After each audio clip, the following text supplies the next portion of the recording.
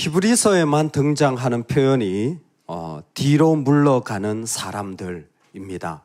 뒤로 물러가는 사람들. 이것은 그의 앞에서 나의 의인은 믿음으로 살지만 또 뒤로 물러가면 내 마음이 그를 기뻐하지 아니하리라 라고 하는 말씀을 통하여서 혹시라도 믿는 사람이 뒤로 물러가서는 안 된다라는 것입니다.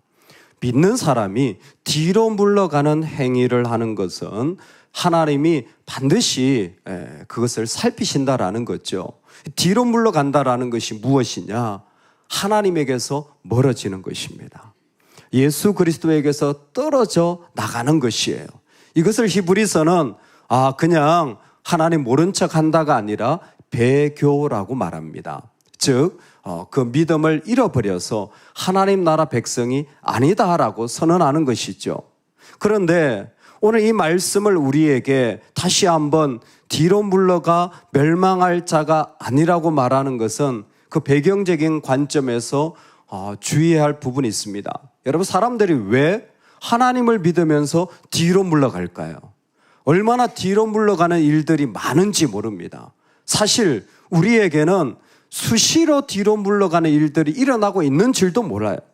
교회라는 문화 속에서 더 이상 하나님은 살아계신 분이 아니라 조직, 내 봉사, 아니면 내 신앙의 영역이지 하나님이 다스리는 영역이 되어지지 않고 있는지도 모릅니다.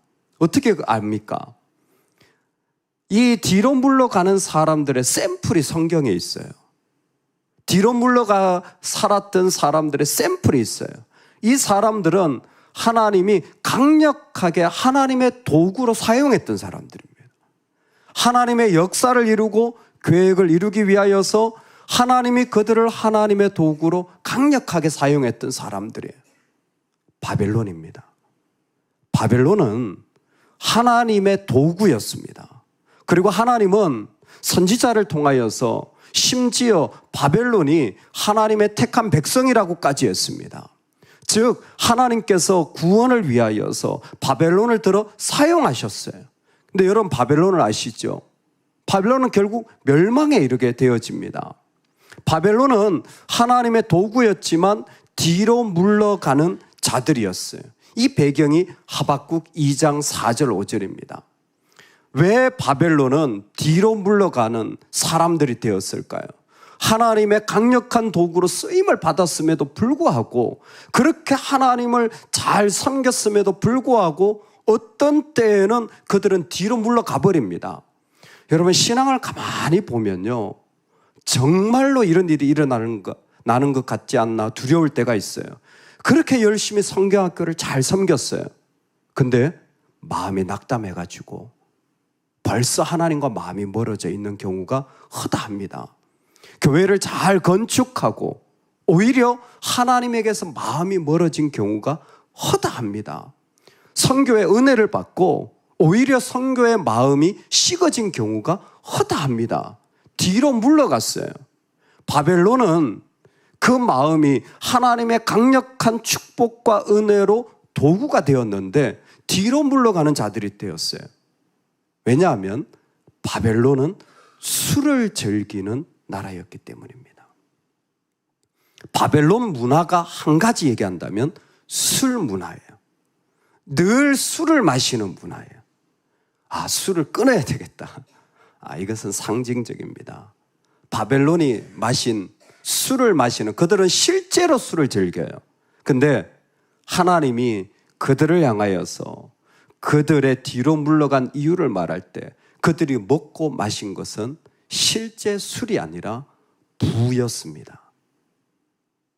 끝없이 전쟁하고 끝없이 모아야 하고 끝없이 돈이 있어야 하는 그들의 부에 대한 탐욕은 결국 하나님조차도 뒤로 물러가게 만드는, 하나님에게서조차 멀어져가는, 아니 그만큼 많이 축복해 주셨는데, 그만큼 많이 은혜를 주셨는데, 아니요, 여전히 그들은 더 필요했습니다. 그들은 더 부어져야 했습니다. 끝없는 탐욕의 노예가 되자 결국 뒤로 물러가는 자들이 되었고 멸망받는 자들이 되어졌습니다. 오늘 우리에게 뒤로 물러가는 삶의 자리는 우리에겐 없기를 주의 이름으로 축원합니다. 아멘. 토마스 머튼이 이런 얘기를 했어요. 세상에서 살아갈 때는 세상에서 물러가서 지내는 시간이 필요하다. 세상에 살아갈 때는 세상에서 물러가는 시간이 필요하다. 예수님께서 물러가 한적한 곳에서 기도하신 것처럼 이것이 우리의 영성에 너무 중요하다라는 거예요. 세상에 살아갈 때는 세상으로부터 물러가는 시간이 필요하다는 거예요. 저는 그것이 우리의 예배고 기도고 하나님 앞에 나아가는 간절한 마음이라고 생각합니다. 놀라운 것은 세상에서 멀어질 때 크리스찬들은 오히려 더 깊이 세상으로 들어갈 수 있다는 거예요. 세상에서 물러날 때 오히려 더 깊이 세상으로 들어갈 수 있다는 거예요. 여러분, 우리는 산속에서 신앙생활 하는 사람들이 아닙니다. 우리는 자기 연불하는 사람들이 아닙니다. 우리는 믿음으로 구원받는 사람들입니다. 이 자리에 우리 모두가 서기를 주의 이름으로 축원받. 아멘. 오직 영혼을 구원함에 이르는 믿음을 가진 자니라. 우리의 믿음은 구원하는 믿음입니다. 우리의 믿음 어떤 믿음이라고요? 구원하는 믿음. 우리가 가지고 있는 이 믿음이라고 하는 것은 우리를 구원하는 믿음입니다. 그래서 의인이라고 불려진 믿음의 사람들이 이제 펼쳐지기 시작해요. 이 한 절이 앞으로 11장과 12장의 모든 영역을 바꾸어 버립니다. 여러분 결정하십시오. 뒤로 물러가는 자로 사시겠습니까? 믿음으로 살아가시겠습니까? 여러분 분명히 바라보십시오. 우물쭈물하시겠습니까? 믿음을 따라 나아가시겠습니까? 오늘 이 시점은 분명히 이 땅에 의인이 아닌 자가 있습니다. 믿지 않는 자가 있어요. 그런데 분명한 것은 이 신음하고 고통받는 세상, 이 아픈 세상에서도 믿는 자가 있다라는 것입니다.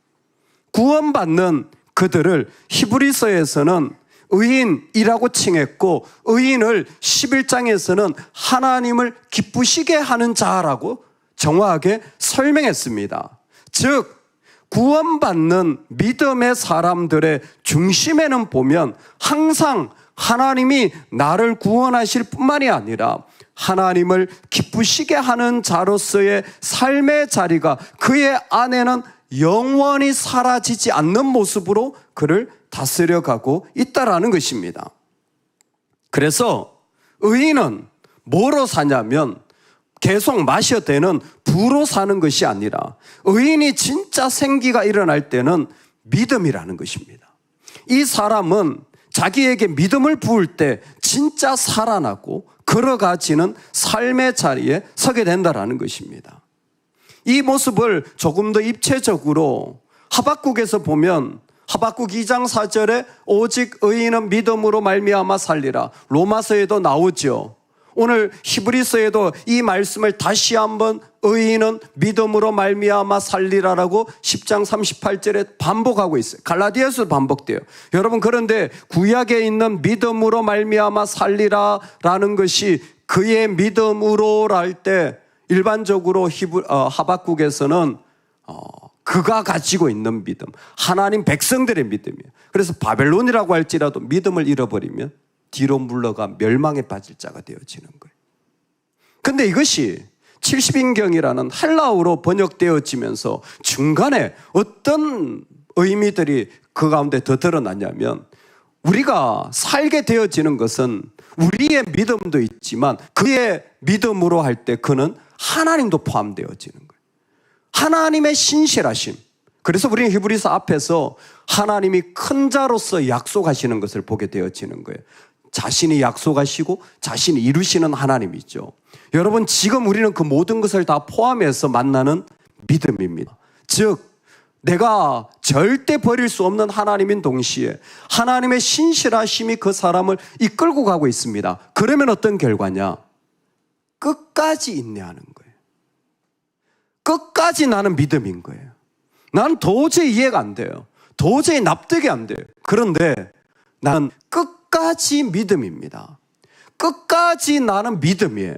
아무리 누가 뭐라 그래도 나는 끝까지 하나님을 이야기할 수밖에 없는 믿음의 사람이 바로 지금 히브리서 10장에서 11장을 향하여 열어젖히는 믿음입니다.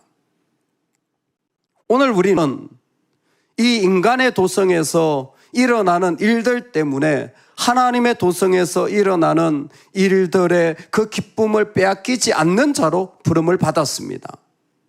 이 땅에서 심지어 지난날 내 소유가 빼앗김에도 불구하고 기뻐했던 믿음의 사람들이었습니다.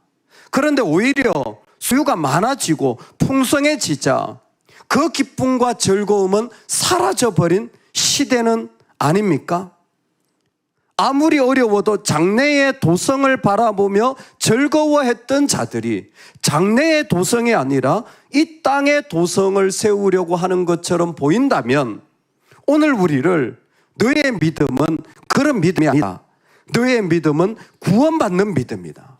너의 믿음은 끝까지 믿음이어야 한다라고 우리에게 부탁하고 계신 것입니다. 여러분, 예수 그리스도가 우리에게 주신 믿음은 지금도 우리를 구원하는 믿음입니다. 오늘 지금도 우리를 생명으로 바꾸는 믿음입니다. 그래서 오늘 구원받는 이 믿음, 구원이 있는 삶의 세 가지는 꼭 선포되어지기를 원합니다.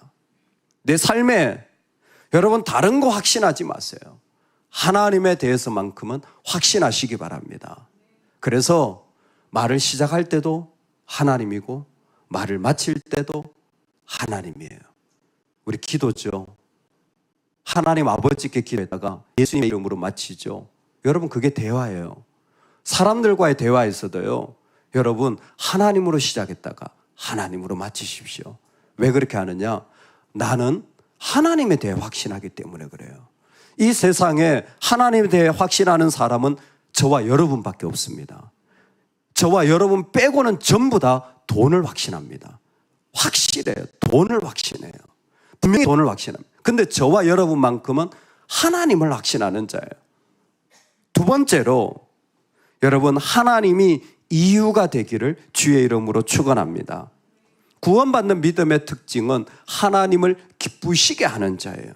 즉 나에게 가장 큰 영향력을 발휘하고 있는 것은 죄나 이 땅의 것들이 아니라 그 모든 것을 예수님의 피로 씻겨주신 나의 주님입니다.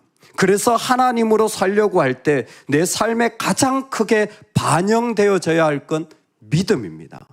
그래서 계속 물어봐야 돼요. 왜 그렇게 말하나? 왜 이렇게 생각하나? 이유가 뭔가?